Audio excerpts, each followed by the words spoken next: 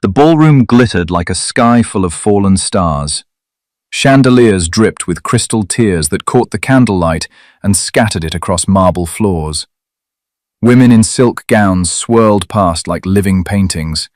Men in tailcoats stood in clusters, their laughter low and confident. But Serafina felt none of the magic. She stood near the wide French doors, her gloved hands clasped tight in front of her waist. Her dress was beautiful, pale blue with silver threading along the bodice, but it was borrowed. The shoes pinched her toes. The necklace around her throat was glass, not diamonds. She did not belong here. Her cousin, Lady Harriet, had insisted she come. "You cannot hide forever, Serafina," Harriet had said, her voice soft but firm. "It has been 2 years since the scandal. You deserve to live again." Serafina was not sure she agreed. She glanced across the room and froze. There he was, Lord Percival Ashton, her former fiancé. He stood near the refreshment table, his golden hair perfectly combed, his smile wide and charming. A beautiful woman clung to his arm, Miss Evangeline Hartley, the daughter of a duke. Percival looked exactly as he always had, confident, polished, untouchable. Serafina's stomach twisted. She had loved him once, believed him when he said he would marry her, trusted him when he promised her father he would care for her after the wedding. Then her father died, and Percival disappeared. He broke their engagement 3 days after the funeral. He said her family had no money left, no title, no value. He said he could not afford to marry a penniless woman. He said it kindly, as if his cruelty were a favor. Serafina had fallen apart in silence. Now, 2 years later, she was a companion to her cousin. She lived in a small room in Harriet's townhouse. She mended clothes, arranged flowers, and tried to pretend she did not feel invisible. She turned toward the doors, ready to slip outside into the garden where no one would see her. But before she could move, a voice called out across the room. "Serafina, is that you?" Her blood turned to ice. She turned slowly. Percival was walking toward her, his smile bright and false. Evangeline followed a step behind, her lips pressed into a thin line. Serafina's heart pounded. She wanted to run, but her feet would not move. Percival stopped in front of her, his eyes sweeping over her dress with barely hidden judgment. "It is you," he said, tilting his head. "I hardly recognized you. You look different." She forced herself to meet his gaze. "I am well, Lord Ashton. Thank you for asking." His smile widened. "Still so formal. You needn't be. We were once engaged, after all." Her throat tightened. She said nothing. Evangeline stepped forward, her eyes cold. "Percival, darling, who is this?" "An old friend," Percival said smoothly. "Miss Serafina Claremont. We were close once, before her family lost everything." The words hit like a slap. Serafina felt her cheeks burn. Around them, a few guests turned to look. Whispers started, soft and sharp. Percival leaned closer, his voice dropping to a mocking whisper. "Tell me, Serafina, have you found another gentleman willing to marry you? Or are you still alone?" She swallowed hard. Her hands trembled. She hated that he could still hurt her. Before she could answer, the ballroom doors opened. A man stepped inside. He was tall, dressed in plain dark clothing, black trousers, a simple white shirt, a coat that looked well worn. His hair was black and slightly too long, falling across his forehead. His face was sharp and serious, his jaw shadowed with stubble. His eyes, dark blue, almost gray, swept the room with quiet intensity. He looked nothing like the other men here. No medals, no embroidery, no polish. He looked like a servant. Serafina watched as he walked across the room, his steps sure and steady. He did not look at anyone. He moved like a man who knew exactly where he belonged, even though everything about him said he did not. He stopped a few feet away from her. and then he looked directly at her. Her breath caught. His gaze was steady, unreadable, but something in it felt familiar, safe. He stepped closer. "Forgive me for being late," he said quietly. His voice was deep, calm, and edged with something she could not name. Serafina blinked. What? He moved to stand beside her, close enough that his shoulder nearly brushed hers. "I apologize for keeping you waiting," he said again, his tone soft but clear. Her mind spun. She did not know this man. She had never seen him before. But he was acting as though he knew her. Percival's eyes narrowed. He looked the man up and down, his lip curling. "And who exactly are you?" The man did not flinch. He met Percival's gaze without hesitation. "I am with Miss Claremont." Percival laughed. It was a sharp, ugly sound that cut through the low hum of conversation around them. Several people turned to look. "With her?" Percival repeated, his voice loud enough to draw more attention. He looked at Serafina, his eyes bright with cruel amusement. "Serafina, is this your husband?" Her face went hot. Her throat closed. Evangeline gasped softly, covering her mouth with her gloved hand. Her eyes gleamed with delight. "He looks like a stable hand," Percival continued, his grin widening. "Did you marry a servant, Serafina? Is this what you have been reduced to?" Laughter rippled through the nearby guests. Serafina felt the weight of every stare. Her chest tightened. She wanted to disappear. But the man beside her did not move. He stood perfectly still, his expression calm and unreadable. Then, slowly, he turned his head to look at Percival. "Yes," he said quietly, "I am her husband." The room seemed to tilt. Serafina's heart stopped. She stared at him, her lips parted in shock. What was he doing? Percival's smile faltered for just a moment. Then he laughed again, louder this time. "Her husband! Oh, this is too rich. Serafina Claremont, married to a servant. How the mighty have fallen." The man's jaw tightened, but his voice remained steady. "You seem very interested in my wife's life, Lord Ashton. I wonder why." Percival's smile twisted. "I simply find it amusing. She was once engaged to me, you know. I ended it, of course. She had nothing to offer." "Clearly you did not value what she had." The words were soft, but they landed like a blade. Percival's face flushed red. "You dare!"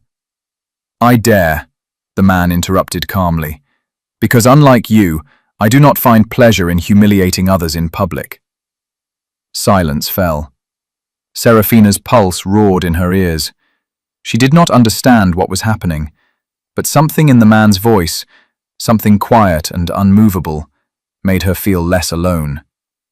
Percival opened his mouth to respond, but before he could speak, an older gentleman approached from across the room. He wore a military uniform covered in medals, his white hair swept back from a stern, weathered face. "Your Grace," the man said, bowing slightly to the man beside Serafina. "Forgive the interruption. The Duke of Wellington wishes to speak with you." The air left the room. Serafina felt the world stop turning. "Your Grace." Duke. She turned slowly to look at the man beside her. He did not look surprised.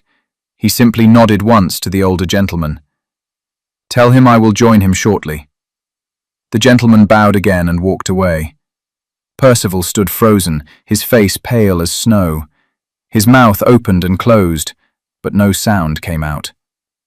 Evangeline's hand fell from his arm. Whispers exploded across the ballroom like wildfire. "That is the Duke of Edinburgh. Thought he was in Scotland. Never attends balls.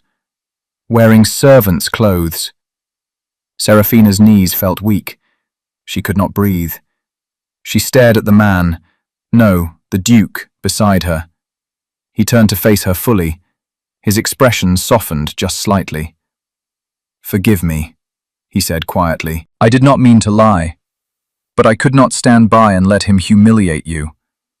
Her voice came out as a whisper. "You are the Duke of Edinburgh." "I am." "But you... why did you—" "Because," he said simply, "you needed help, and I was here." She did not know what to say. Her thoughts were a storm. Percival finally found his voice. "Your Grace, I did not realize." The Duke turned his head toward Percival. His gaze was ice. "You did not realize," he said quietly, "that cruelty is still cruelty, no matter who witnesses it." Percival flinched. "I meant no disrespect." "You meant to hurt her. You succeeded, but you also revealed your character." The Duke's voice was calm, but it carried the weight of absolute authority. "I suggest you leave before you embarrass yourself further." Percival's face crumbled.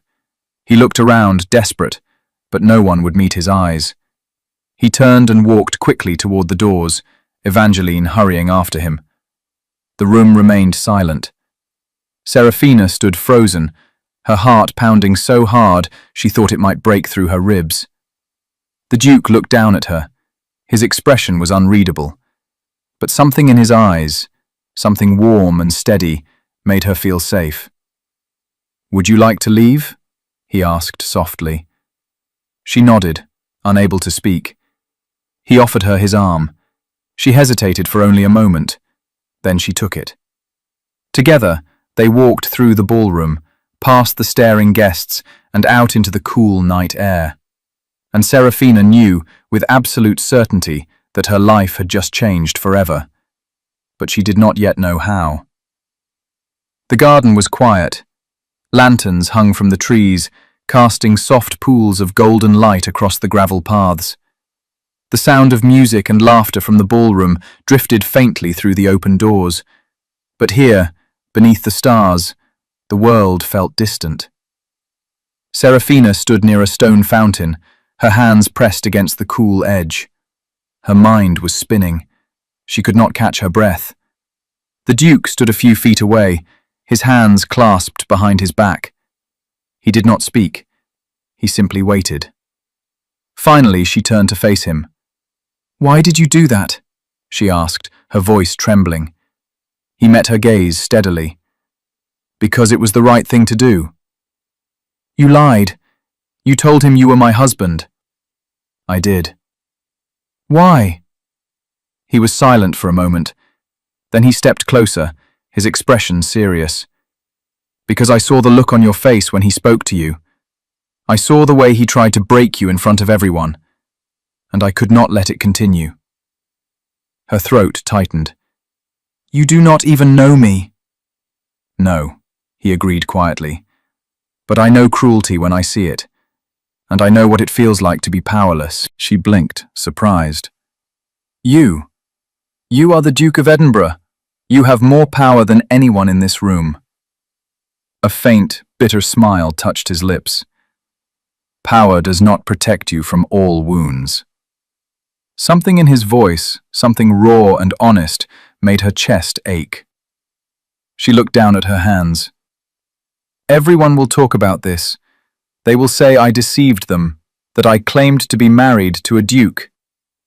"Let them talk." "You do not understand. I have already lost everything. My reputation is all I have left." "Your reputation," he said gently, "is not worth protecting if it requires you to accept humiliation in silence." She looked up at him, startled. He held her gaze. "You did nothing wrong tonight. He did. And if anyone speaks poorly of you because I chose to defend you, then they are not worth your concern." Tears burned behind her eyes. She blinked them back. "Why do you care?" He hesitated. For the first time, she saw uncertainty flicker across his face. "Because," he said slowly, "I have spent the last 5 years trying to forget what it feels like to care about anyone. And tonight, when I saw you standing there, alone and hurting, I remembered." Her breath caught. He looked away, his jaw tight. "Forgive me. That was too much. No, she whispered. It was honest. He turned back to her, his eyes searching hers. For a long moment, neither of them spoke. Then, quietly, he said, "May I ask you a question?" She nodded. "Why were you at the ball tonight? You did not seem happy to be there." She let out a shaky breath. "My cousin insisted I attend. She thought it would be good for me to rejoin society." "And has it been good for you?" "No." The word came out bitter. "It has reminded me of everything I lost." "What did you lose?" She looked at him, surprised by the directness of the question. But there was no judgment in his eyes, only quiet curiosity. "My father," she said softly. "He died 2 years ago. We had no money left. My fiancé, Lord Ashton, ended our engagement.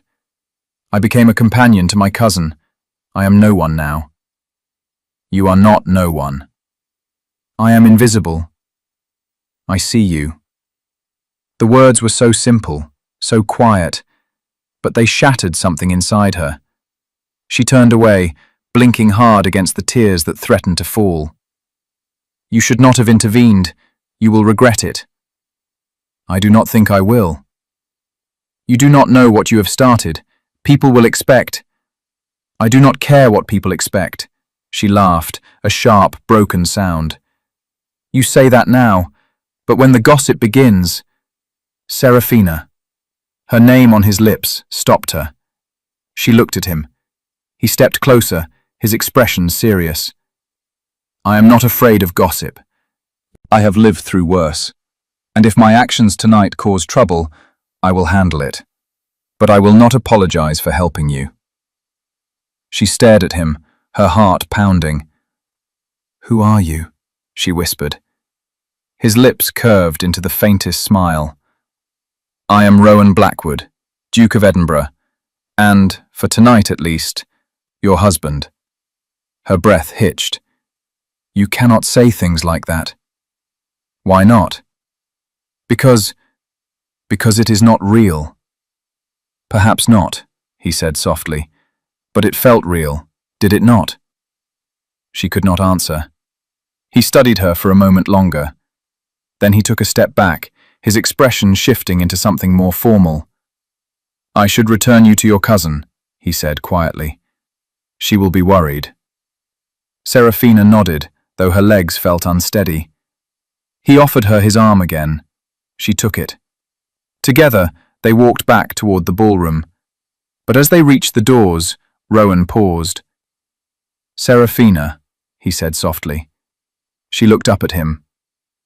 "If you ever need help," he said, his voice serious, "you may send word to me. I mean that." Her throat tightened. "Why would you offer that?" "Because tonight proved that you have no one to protect you, and that is unacceptable." She did not know what to say. He bowed slightly, his eyes never leaving hers. "Good night, Miss Claremont." "Good night, Your Grace." He turned and walked away, disappearing into the crowd. Serafina stood frozen, her hand still warm where his arm had been. She did not understand what had just happened, but she knew, deep in her bones, that everything had changed. 3 days later, the gossip reached her. Serafina sat in the small parlour of her cousin's townhouse, her hands folded in her lap. Harriet paced in front of the fireplace, her face flushed with anger. "They are saying you claim to be married to the Duke of Edinburgh," Harriet said, her voice tight. "They are saying you lied to make yourself seem important." Serafina's chest ached. "I did not claim anything. He said it, not me." "Then why did he say it?" Harriet demanded. "Why would the Duke of Edinburgh, one of the most powerful men in England, pretend to be your husband?" "I do not know," Serafina whispered. Harriet stopped pacing. She looked at Serafina, her eyes softening. "What happened that night?" Serafina told her everything. Percival's cruelty, Rowan's intervention, the way he had stood beside her, calm and unmovable, as if she mattered. When she finished, Harriet sat down heavily in the chair across from her. "He defended you," Harriet said slowly. "Yes." "And then he left." "Yes." Harriet frowned. "That is unusual." "I know. Do you think he meant what he said? About sending word if you need help?" Serafina shook her head. "I do not know. But it does not matter. I will not send word. I cannot." "Why not?" "Because I do not want to be a burden. I have been a burden long enough." Harriet reached across and took Serafina's hand. "You are not a burden, and if the Duke of Edinburgh offered his help, perhaps you should consider accepting it." "I barely know him." "But he knows cruelty when he sees it. He said so himself." Serafina looked down at their joined hands. "I do not want to owe him anything." "Perhaps," Harriet said gently, "he does not expect anything in return." Serafina did not answer, but later that night, as she lay in her small bed, staring up at the dark ceiling, she could not stop thinking about Rowan's words. "I see you." No one had said anything like that to her in 2 years. She closed her eyes and tried to push the memory away, but it clung to her like a shadow. A week passed. Serafina tried to return to her normal routine. She helped Harriet with correspondence. She arranged flowers. She read books in the small library and tried not to think about the ballroom. But the gossip did not stop. Everywhere Harriet went, people whispered. Some said Serafina was a liar. Others said the Duke had taken pity on her. A few even suggested something scandalous had happened between them. Harriet defended her fiercely, but Serafina could see the strain in her cousin's eyes. "You do not have to keep me here," Serafina said one morning as they sat together in the parlor. "If I am causing too much trouble—" "Stop," Harriet said firmly. "You are my family. I will not send you away because of gossip." "But—" "No." Harriet's voice softened. "You have done nothing wrong, Serafina. The Duke defended you. That is all. Anyone who says otherwise is cruel and small-minded." Serafina wanted to believe her, but the weight of shame sat heavy on her chest. That afternoon, a letter arrived. Harriet brought it to Serafina, her eyes wide. "It is addressed to you." Serafina frowned. No one sent her letters. She had no friends left outside of Harriet's circle. She took the envelope carefully. The paper was thick, expensive. The seal was dark blue wax, stamped with an unfamiliar crest. Her hands trembled as she broke the seal and unfolded the letter. The handwriting was neat, strong, and precise. "Miss Claremont, I hope this letter finds you well. I have heard the rumours circulating regarding the events at Lady Pembroke's ball. I write to assure you that I take full responsibility for any inconvenience or distress they may have caused you. I acted impulsively that night, and though I do not regret defending you, I recognize that my actions may have complicated your life. For that, I apologize. If you wish to meet and discuss how we might address the gossip, I would be happy to arrange a time. If you prefer not to respond, I will understand and respect your silence. Yours sincerely, Rowan Blackwood, Duke of Edinburgh." Serafina read the letter 3 times. Her heart pounded. Harriet leaned forward. "What does it say?" Serafina handed her the letter without a word. Harriet read it quickly, her eyes growing wider with each line. "He is offering to meet with you, to help." "I know." "Are you going to respond?" Serafina hesitated. "I do not know." "Serafina," Harriet's voice was gentle but firm. "This is the Duke of Edinburgh. He is offering to help you. You cannot ignore this." "I do not want to be a burden." "He does not see you as a burden. He sees you as someone worth defending." Serafina looked down at the letter, her throat tight. "What if I respond and he regrets it?" she whispered. "What if he realizes I am not worth the trouble?"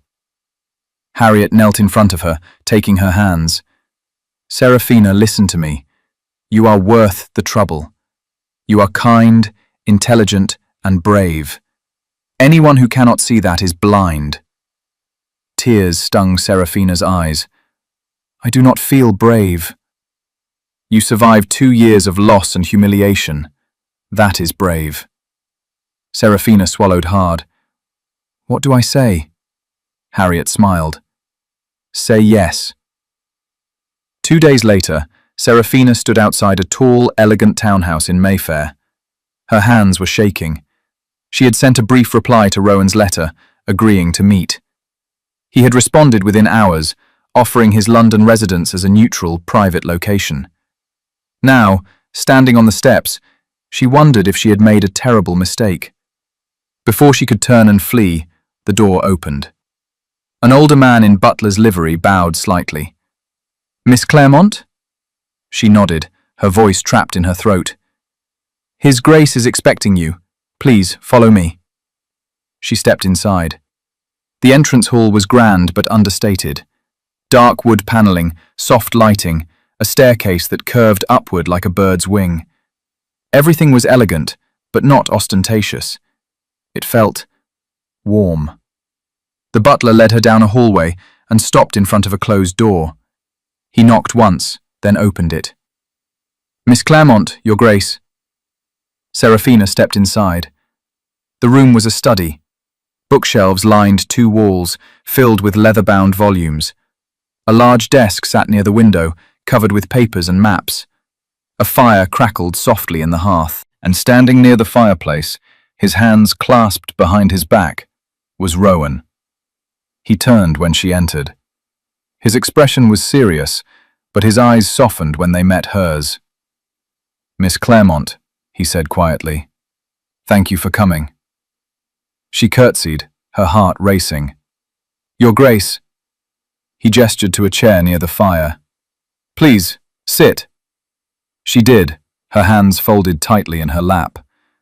Rowan sat across from her, his posture relaxed but attentive.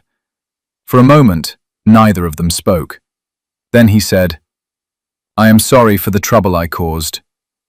She shook her head quickly. You did not cause it. Lord Ashton did. Perhaps, but I made it worse by claiming to be your husband. That was reckless. It was kind. He looked at her, surprised. You defended me when no one else would, she said softly. You made me feel seen. That is not reckless. That is generous.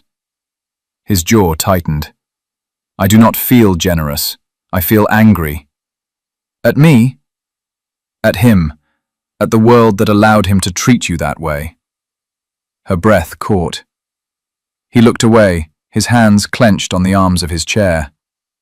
I have spent years trying not to care about things I cannot control, but when I saw you standing there, alone and hurting, I could not look away. Why? She whispered. He was silent for a long moment. Then he said, Because I know what it feels like to be invisible. She stared at him. You? You are the Duke of Edinburgh. Everyone sees you. They see my title. They see my land, my money, my position.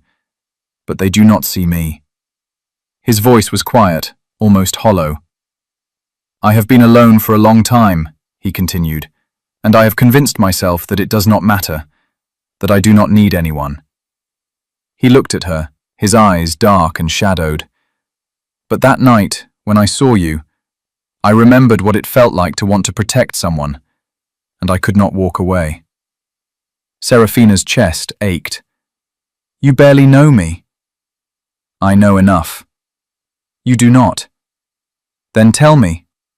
She blinked. What? Tell me who you are, not who you were before your father died, not who Percival wanted you to be, who you are now. She did not know how to answer. No one had ever asked her that. She looked down at her hands. I do not know anymore. Then we will figure it out together. Her head snapped up. Together? He leaned forward, his gaze steady. The gossip will not stop, Serafina. Not unless we give them something else to talk about. What do you mean? He hesitated. Then he said slowly, I am proposing an arrangement. Her heart stopped. What kind of arrangement? A marriage. In name only. The world tilted. She stared at him, unable to breathe. You want to marry me? I want to protect you, and this is the only way I know how. But why would you do that? You do not owe me anything. No, he agreed, but I want to help you, and I think, perhaps, you could help me as well. How? He stood and walked to the window, his back to her. I am expected to marry, to produce an heir, but I have no interest in the kind of marriage society expects, one filled with pretense and performance. He turned to face her. If you agree, we would marry quietly. You would have the protection of my name and the security of my fortune. In return, I would have the appearance of fulfilling my duty. We would not have to love each other. We would simply coexist. Serafina could not think, could not breathe. This is insane, she whispered. Perhaps, but it would solve both of our problems. You do not have problems. You are a duke. I have more problems than you know. Something in his voice, something raw and wounded, made her believe him. She stood slowly, her legs unsteady. You are asking me to marry you, a man I have known for less than 2 weeks. Yes. Why? He crossed the room and stopped in front of her. His eyes were serious, searching. Because, he said quietly, I saw you, Serafina. I saw your pain, your strength, your grace, and I thought, perhaps we could both be less alone. Her eyes burned.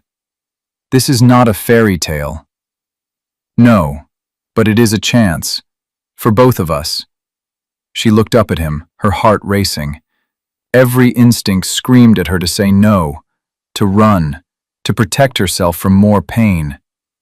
But another part of her, the part that had felt invisible for 2 years, whispered something different. He sees you. She took a shaky breath. If I agree, she said slowly, what would you expect from me? Nothing you are not willing to give. This would be a partnership, not a prison. And if I want to leave? Then you leave. I will not hold you here. She studied his face, searching for lies. She found none. I need time to think, she whispered. He nodded. Of course. Take all the time you need. She turned toward the door, her mind spinning. But before she reached it, his voice stopped her. Serafina. She looked back. He stood by the fireplace, his expression unreadable. Whatever you decide, he said softly, know that I meant what I said. You are not invisible. Not to me. Her breath caught. She nodded once, unable to speak. Then she left. And as she walked out into the cold afternoon air, she realized something terrifying. She wanted to say yes. That night, Serafina sat in her small room, staring at the letter Rowan had sent. Harriet had asked what happened at the meeting. Serafina had told her everything. Harriet had been silent for a long time. Then she said, Do you trust him? Serafina did not know how to answer. I barely know him. That is not what I asked. Serafina looked down at her hands. I think... Yes, I think I do. Then you have your answer. It is not that simple. Why not? Because what if I am wrong? What if he changes his mind? What if I agree and he realizes I am not worth the trouble? Harriet crossed the room and sat beside her. Serafina, you have been hiding for 2 years. You have been making yourself small, invisible, so that no one can hurt you again. But that is not living. That is surviving. Tears burned behind Serafina's eyes. I do not know how to do anything else, Then let him teach you. Serafina looked at her cousin, startled. Harriet smiled gently. He is offering you a chance, not a fairy tale, not a promise of love, but a chance, and I think you should take it. What if I fail? What if you do not? Serafina closed her eyes. She thought about Rowan's words. I see you. You are not invisible. We could both be less alone. She thought about the way he had stood beside her at the ball, calm and unshakable. She thought about the way he had looked at her in his study, serious and honest. And she thought about the life she had been living, small, quiet, safe, empty. She opened her eyes. I am going to say yes, she whispered.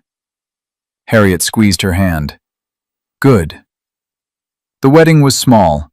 No grand ceremony, no crowd of guests, just a quiet chapel, a priest, and a handful of witnesses. Serafina wore a simple white dress that Harriet had helped her find.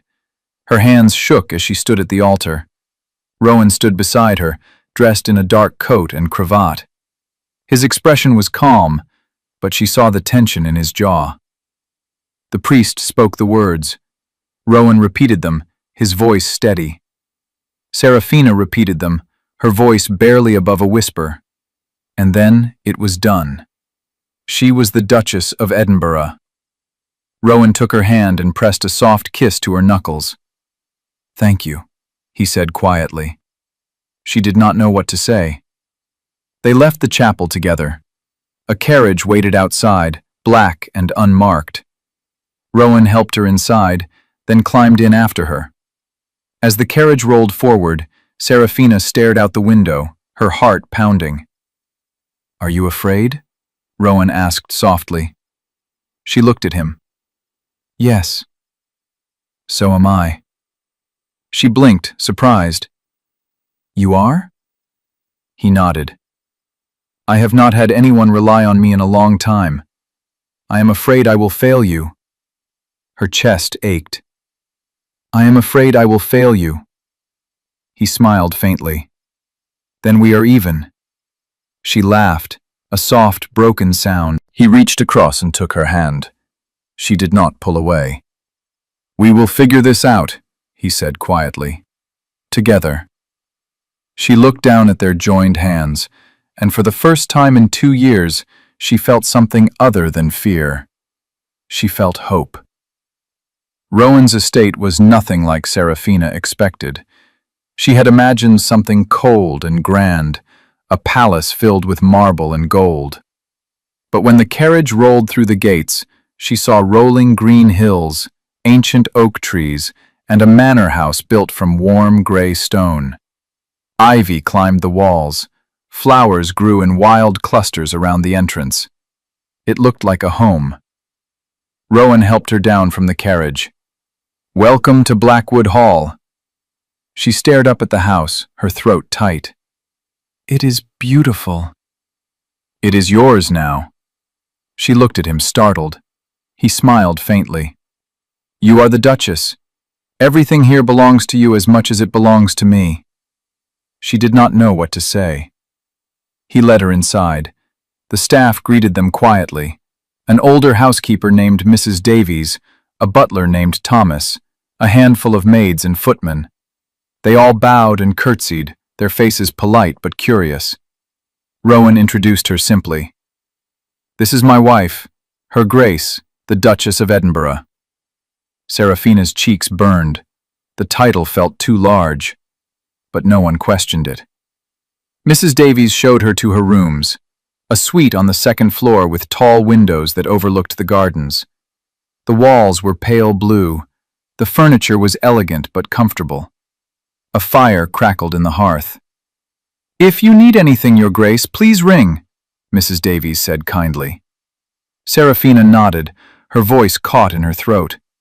When the housekeeper left, Serafina stood in the center of the room, overwhelmed.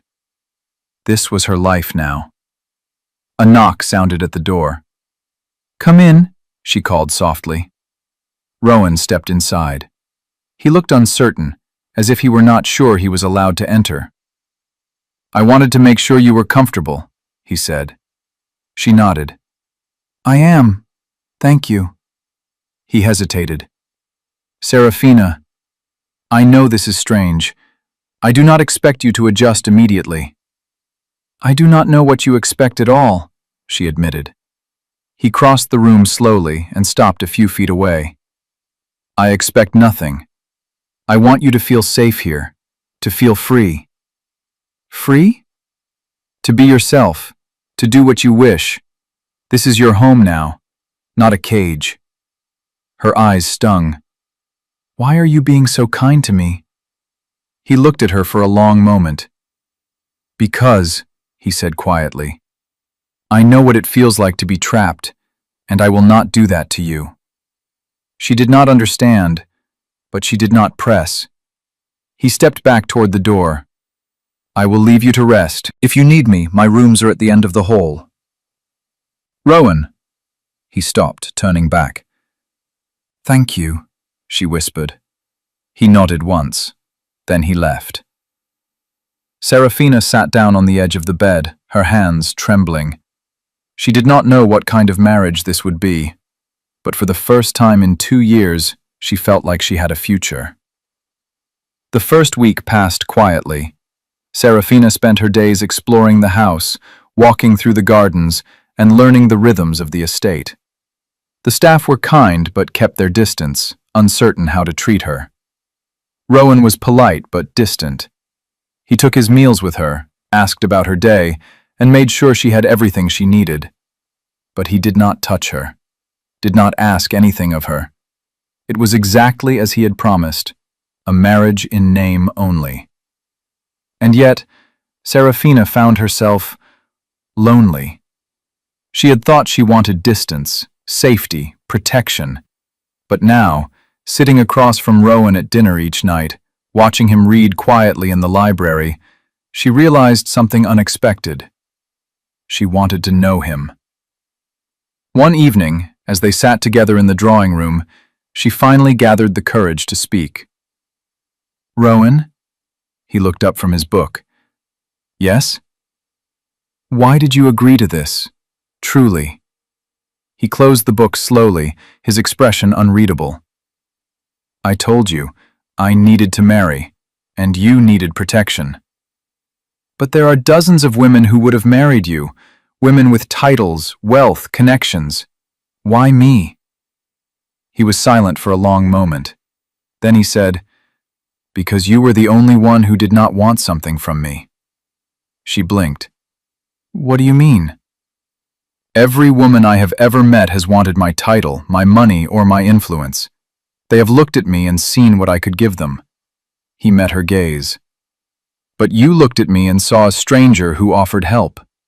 You did not ask for anything. You did not expect anything. You were simply honest." Her breath caught. "I have been surrounded by people who want things from me for my entire life," he continued, "and I am tired, Serafina. I am tired of pretending, tired of performing, tired of being alone in a room full of people." His voice cracked slightly on the last word. She stood and crossed the room, sitting down beside him. "You are not alone now," she said softly. He looked at her, his eyes dark and filled with something she could not name. "Neither are you," he whispered. For a long moment they simply looked at each other. Then Rowan reached out and took her hand. His touch was warm, careful, tentative. She did not pull away. "I know this is not the marriage you dreamed of," he said quietly. "But I will try to be a good husband to you, in whatever way you need." "And I will try to be a good wife," she whispered. He smiled faintly. "I think you already are." Something in her chest loosened. For the first time since the wedding, she felt like she could breathe. 2 weeks later, Percival arrived. Serafina was in the garden when Thomas came to find her. "Your Grace," he said, his voice tight. "Lord Percival Ashton is here. He is demanding to see you." Her blood turned to ice. "He is here?" she whispered. Yes, Your Grace. His Grace asked that I inform you before allowing him entry. Seraphina's hands trembled. Where is Rowan? In his study, Your Grace. She stood quickly, her heart racing. Take me to him. Thomas led her through the house and knocked on the study door. Rowan opened it immediately. His eyes swept over her face, sharp and assessing. What is wrong? Percival is here. His expression darkened. Why? I do not know. He stepped past her, his jaw tight. Stay here. No, she grabbed his arm. I want to face him. He looked down at her, his eyes fierce. You do not have to. I know, but I want to. He studied her for a moment, then he nodded. Together, then. They walked to the entrance hall together. Percival stood near the door, his face flushed and angry. He looked thinner than she remembered, his eyes shadowed. When he saw them, his expression twisted. So it is true, he said, his voice sharp. You married him. Seraphina lifted her chin. Yes. Percival laughed bitterly. You moved on quickly. I suppose I should not be surprised. You ended our engagement, she said quietly. You have no right to be angry. I have every right, he snapped. You humiliated me. You made me look like a fool in front of everyone. You did that yourself, Rowan said coldly. Percival's eyes flashed. Stay out of this. This is between me and her. She is my wife. That makes it my concern. Percival stepped forward, his fists clenched. You do not love her. Everyone knows this marriage is a sham. Rowan's expression did not change, but his voice dropped, low and dangerous. What I feel for my wife is none of your concern, and if you ever speak to her like this again, you will regret it. Percival flinched. Seraphina stepped forward, her voice steady despite the fear clawing at her chest. Percival, why are you here? He looked at her, and for a moment she saw something desperate in his eyes. I made a mistake, he said, his voice breaking. I should not have ended our engagement. I thought I needed someone with money, connections. But I was wrong. I need you. Her stomach turned. No. Seraphina, please. No, she said again, louder this time. You do not need me. You need someone to fix your life, and I will not do that. I loved you. You did not, she interrupted, her voice shaking. You loved the idea of me. You loved what I could give you.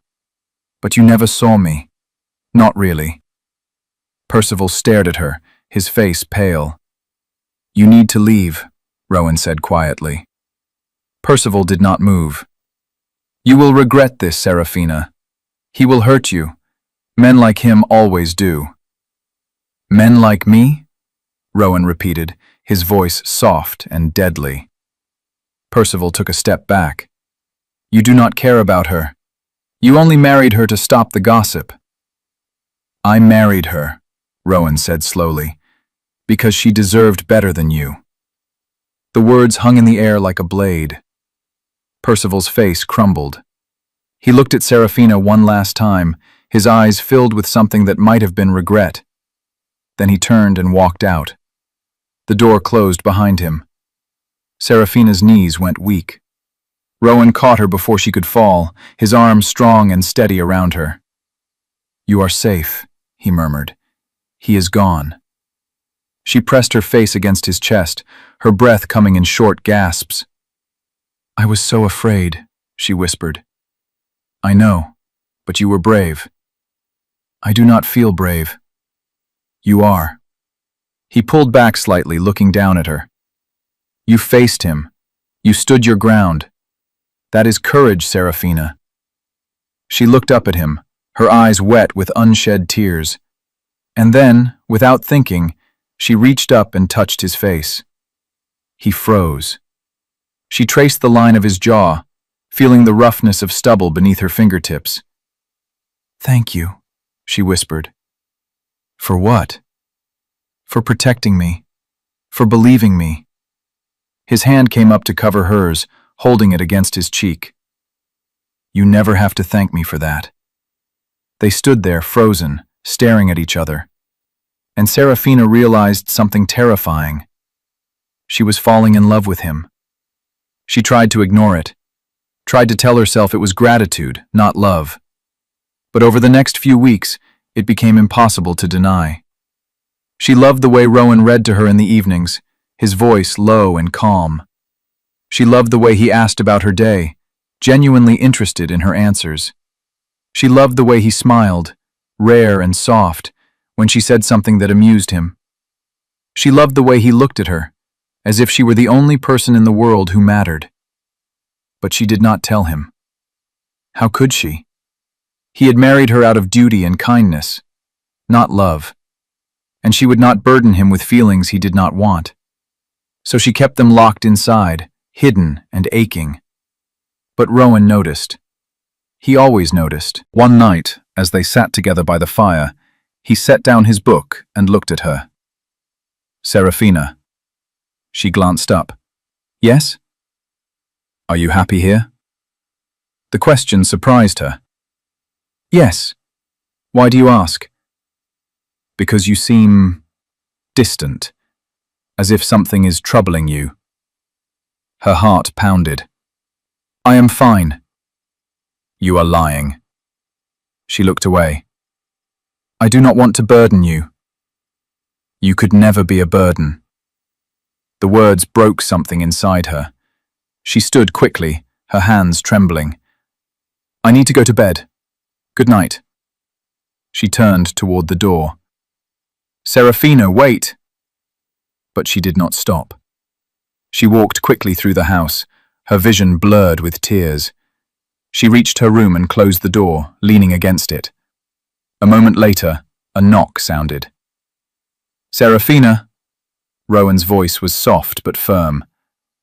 "Please, talk to me." "I cannot." "Why not?" "Because I am afraid." There was a long silence. Then he said, "May I come in?" She hesitated. Then she opened the door. Rowan stood in the hallway, his face shadowed but his eyes bright. He stepped inside, closing the door behind him. "What are you afraid of?" he asked gently. She looked down at her hands. "Of ruining this." "Ruining what?" "This, us, this arrangement. I do not want to ask for more than you can give." He stepped closer. "What do you want?" She shook her head. "It does not matter." "It matters to me." She looked up at him, her eyes burning. "You said this would be a marriage in name only, and I agreed. But I—" Her voice broke. "I do not know how to keep that promise anymore." His breath caught. "What are you saying?" "I am saying," she whispered, "that I have fallen in love with you. And I know I should not have. I know that is not what you wanted. But I cannot help it." Tears spilled down her cheeks. Rowan stared at her, his expression unreadable. Then, slowly, he reached out and cupped her face in his hands. "Serafina," he said softly, "I have been in love with you since the night I met you." Her world stopped. "You... what?" "I fell in love with you the moment I saw you standing in that ballroom, alone and hurting, and still refusing to break." His voice was raw, shaking. "I married you because I could not bear the thought of walking away, and I've been lying to myself every day since, pretending I did not want more." She could not breathe. "You love me?" "Yes." "But you never said—" "Because I thought you did not want me," he whispered. "I thought you only agreed to this marriage because you had no other choice. I did not want to trap you with feelings you did not return." She laughed, a broken, tearful sound. "I thought the same thing." He smiled, his eyes wet. "We are both fools, then." "Yes."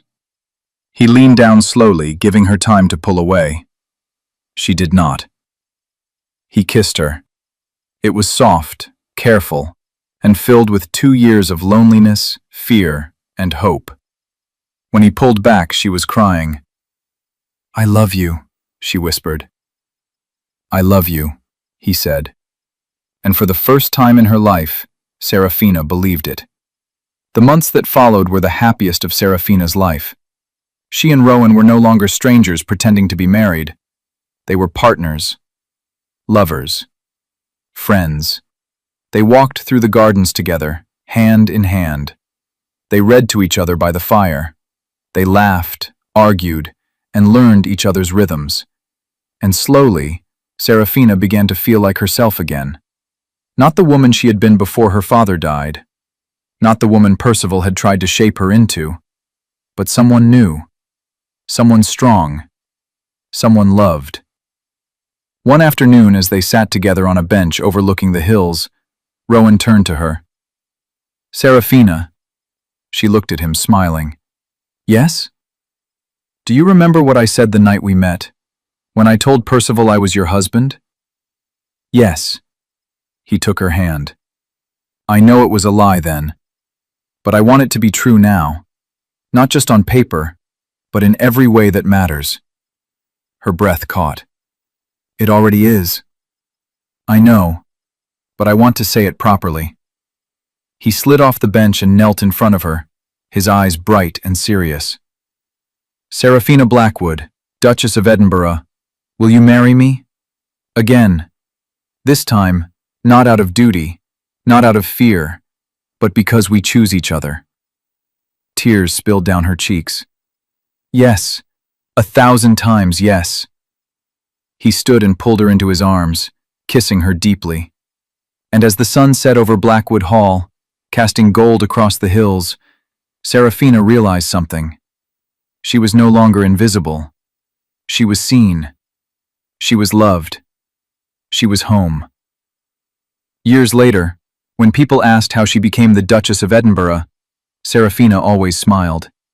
She told them about the ballroom, about the man who had defended her when no one else would, about the cruel laughter of a man who had tried to humiliate her, not knowing he was mocking a duke. And she told them about the choice she made, to trust, to hope, to love. "Is this your husband?" Percival had asked, laughing at the man in servant's clothes. And though he had not known it then, the answer was yes. Rowan had always been her husband.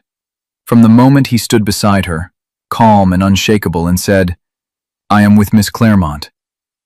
From the moment he looked at her and said, "I see you." From the moment he offered her not a fairy tale, but a chance. And she had taken it. And it had changed everything.